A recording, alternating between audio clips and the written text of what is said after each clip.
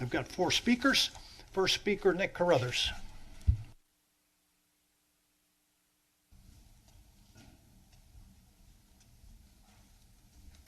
Okay, I have a PowerPoint. I just want to check it. Just press. Oh, there we are. So what prompted me to speak tonight was this poster that was presented by Lennar in November. And I'm not going to go through every point on this poster, other than to say that this is what the Washington Post would think of it. Most of these statements are either partially true or completely untrue. And I'll just pick on one item that Lennar brought up, and that's that the new development in Harmon Ranch will blend very well with the existing neighborhood character.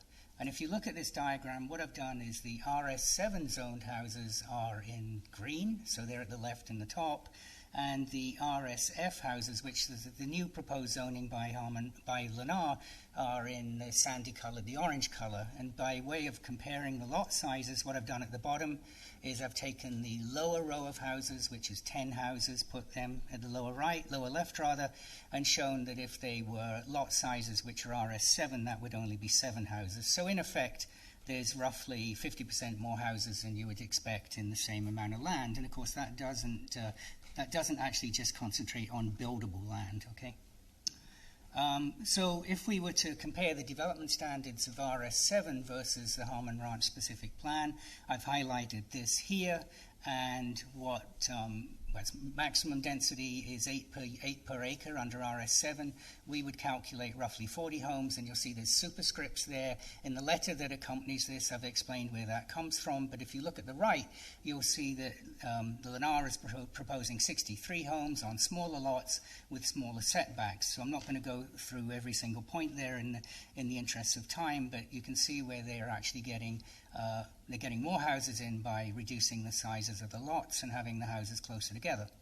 So the other thing is there's 2 sets of roads in this development. One is a 32-foot paved width road, and for comparison there, I've put a fire truck to the right, and that's to scale. I looked up the dimensions of a fire truck, and on the left, the man and the car are definitely not to scale. The man would be about 5 foot high, and the car would be 8 foot wide. So Lennar's scales are a bit wrong, but then if we look at what a typical residential street in Poway would be, it would be 2 5-foot sidewalks with 2 traffic lanes roughly 18 feet. And this looks quite reasonable, except that there's only a sidewalk on one side of the road. Now, if we look at the other road in the development, it's a 24-foot paved road. And again, that's the fire truck to scale, and you can see there's not much space if there's an emergency, but that's really not something I'm going to comment on further. But then if we overlay the typical residential street, it would be 2 18-foot lanes with 2 5-foot sidewalks.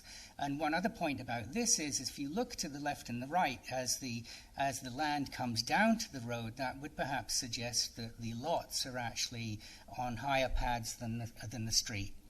So then I'll just conclude with these two items. I can't see how much time I've got left. I'm sorry. Nick, time's up. Okay. Thank you. Chris Olps.